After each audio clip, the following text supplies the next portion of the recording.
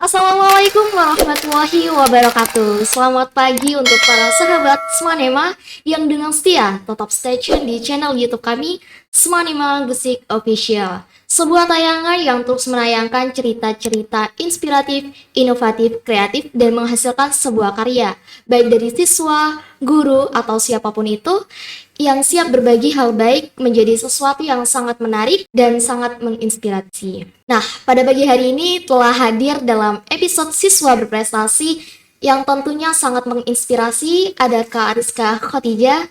Halo Kak Ariska.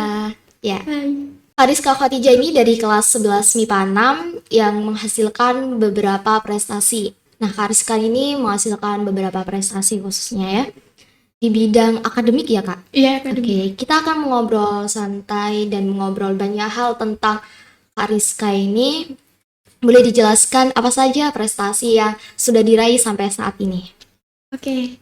Prestasi yang saya raih selama di SMA Negeri 1 Manyar ini, terutama di tahun 2021 ini, Iya, benar. selama pandemi, Iya. itu yang pertama medali perunggu untuk Olimpiade Numerasi Nasional level 5 yang diselenggarakan oleh POSI. Ya. Dan yang kedua, medali perunggu juga untuk kompetisi sains geografi tingkat nasional, Oke. POSI juga. Iya. Yang ketiga, medali perunggu kompetisi sains geografi se-Provinsi Jawa Timur. Oke, baik. Banyak sekali ya. Oke, Kak. Nah, di masa pandemi yang seperti ini, kayak masa-masa yang sulit untuk berinteraksi, apalagi tentang prestasi ya, Kak ya? Iya. Nah, apa yang membuat Kak Rizka ini termotivasi untuk mengikuti lomba di masa pandemi seperti ini? Motivasi yang paling penting itu diri saya sendiri, karena semangat dari diri sendiri itu bisa membangunkan rasa aku harus bisa ini gitu. Oke, siap. Jadi yang pertama motivasi diri sendiri, terus lingkungan orang tua ya kan. Orang tua karena selama pandemi kan lebih banyak waktunya di rumah. Iya. Jadi semua perkataan dari orang tua itu motivasi saya. Kemudian guru pembina saya, Bapak Fani Effendi, dan lingkungan sekitar saya, teman-teman, sahabat. Dan ada satu motivasi tersendiri yang membuat saya harus berprestasi gitu. Yakni keinginan untuk meraih posisi atau kedudukan sebagai pemenang. Gitu. Jadi terkadang memang menang itu bukan hal yang segalanya, tetapi mencapai kemenangan itu harus ditanamkan sebagai prinsip di diri saya sendiri untuk lebih baik ke depannya gitu. Iya, benar banget, Yes. benar banget. Nah, apa yang dikatakan Kak Ariska tadi benar banget. Apalagi kita seorang pelajar pelajar harus memiliki cita-cita untuk menjadi pemenang, untuk menjadi yang lebih baik, untuk menjadi yang terbaik. Iya. Nah, cara untuk menjadi yang terbaik pasti melalui proses yang cukup panjang. Ya. Boleh dijelaskan bagaimana proses atau boleh diceritakan bagaimana proses Kak Rizka sampai memiliki beberapa banyak prestasi itu, bagaimana proses perlombaan di masa seperti ini? Proses perlombaannya ini kan saya meraihnya diadakan oleh POSI. Iya. Jadi online, perlombaannya diadakan secara online melalui websitenya sendiri. Iya. Dan itu pendaftarannya dimulai 1 minggu sebelum kompetisi dimulai. Jadi pendaftarannya itu 1 minggu sudah dipersiapkan, disuruh pendaftaran. Kemudian hari hanya dimulai itu waktu yang Olimpiade Numerasi itu 2 jam. Saya ambilnya yang pagi, jadwalnya memang pagi. Kemudian yang kompetisi sains provinsi, seprovinsi itu sore habis asar. 2 jam juga. Terus yang terakhir kompetisi geografi yang tingkat nasional itu 2,5 jam.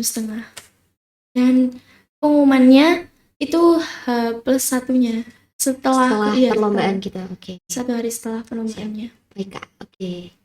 Jadi harus pintar memanage waktu dengan baik, apalagi masih itu seorang pelajar SMA ada rasa ingin main bersama teman-teman di Iya. luar sana. Itu gimana Kak? Kan di luar sana banyak yang masih rebahan, banyak yang masih bermain-main. Terus Kak Rizka ini pengen banget untuk berprestasi meskipun di masa yang seperti ini. Ya mulai persiapannya. Iya, Persiapannya itu udah mulai awal kelas 10, awal yang kayak direkrut buat pembinaan geografi. Iya. Terus kayak semakin lama, awalnya kan iseng, bener-bener Iya. keisengan. Terus semakin lama semakin kok nyaman, Iya, jadi bener suka banget. Iya. sama ilmunya. Jadi sambil pembinaan-pembinaan, sambil menunggu ada kompetisi juga gitu. Terus apa itu informasinya itu kadang kan munculnya tiba-tiba. Iya. Jadi oh aku harus ikut ini. Kemudian aku harus manage waktunya. Ya jadi kalau apa?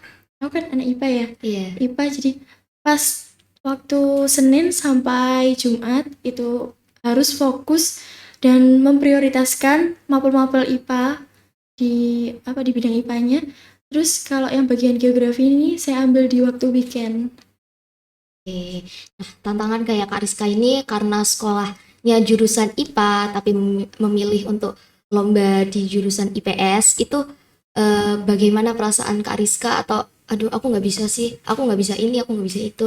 Tapi Kak Rizka itu kayak pengen tahu, pengen lebih, pengen menguasai materi materi IPS itu. Padahal Kak Rizka itu seorang pelajar IPA. Ya. Ya perasaannya. Iya, Perasaannya itu awal masuk ini ilmu gimana Iya, sih? bener. Pasti kayak bingung Bingung, banget ya. bingung. Iya, bener. Bingung dan apa itu nggak tenang ya, gelisah. Aku nanti bisa nggak ya, iya, gitu. bisa bagi waktunya nggak ya? Bener. Bakal sinkron nggak sama pelajarannya Iya, gitu. Pertamanya bingung, terus kalau dijalani, pas dijalani itu kok enak, Iya. nyambung juga Iya. dengan antara mapel geografi dan mapel IPA yang lainnya gitu. Jadi berawal dari iseng suka terus pingin lagi kayak Iya. kepo pelajaran apa sih ini kok aku kok nyaman gitu terus Iya. akhirnya jadi kayak gini. Ya, mungkin selama berproses kan nggak seharusnya mulus banget gitu ya kan Kak. Iya. Nah, itu ada gak tantangan-tantangan tersendiri mungkin dari teman atau dari orang tua atau dari mata pelajaran tersebut itu bagaimana tantangan-tantangan? Ini bisa dicerita. Iya. Pertama, orang tua itu bilang kalau kamu berprestasi jangan hanya sekedar di lingkungan sekolah aja. Karena tolak ukur kepintaran seseorang itu bukan hanya dari lingkungan sekolah, tetapi lingkungan di luar sana masih banyak teman-teman kamu yang punya kepintaran tersebut. Gimana kamu cara ngasah otaknya, gimana kamu cara bagi waktunya, gimana kamu bisa bersaing sama teman-teman di luar sana yang hebat-hebat juga gitu. Jadi orang tua selalu memotivasi, selalu memberi wejangan, ayo kamu harus bisa, kamu harus gitu. Iya. Memang pendukung yang paling itu paling. orang tua. Nah, seperti apa yang dikatakan ke orang tua, apalagi besok ya, kalau kuliah kan saingannya itu kan seluruh Indonesia, bukan hanya di wilayah-wilayah tertentu saja. Nah, seluruh Indonesia itu juga bisa memanfaatkan prestasi yang dimiliki oleh Kak Rizka. Iya. Gitu. Ya. Jadi apa ya? Hasil dari kompetisi ini kan mendapatkan sertifikat dan saya harap semoga sertifikat-sertifikat tersebut bisa digunakan ke jenjang lebih tinggi, yakni kuliah. Semoga bisa keterima. Amin. Gitu ya. Ya. Oke. Nah, kita kan udah ngobrol banyak tentang perlombaan secara umum. Nah, ini kan banyak mengikuti lomba. Nah, lomba yang paling terkesan banget itu menurut Kak Rizka lomba apa dan bisa diceritakan? Sama ini saya mengikuti lomba itu ya 2 bidang, geografi sama dari IPA-nya sendiri. Iya. Yang dari IPA itu numerasi kayak hitung-hitungan gitu ya. Jadi pas geografinya kan sudah sesuai dengan apa yang saya nyamani gitu kan ya. Pindah pelajaran itu kayak bingung gitu kan? Iya. Kayak harus menyesuaikan kembali kondisi yang awal ya. Nah, bagaimana kakak Rizka ini melakukan persiapan mulai dari belajar dan membagi waktu? Persiapannya itu udah lama, udah mulai awal masuk SMA.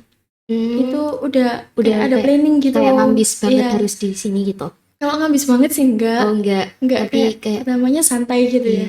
Terus pas jalan itu terpacu, semakin banyak pacuan, semakin banyak dorongan, terus semakin Semangat. iya semakin semangat.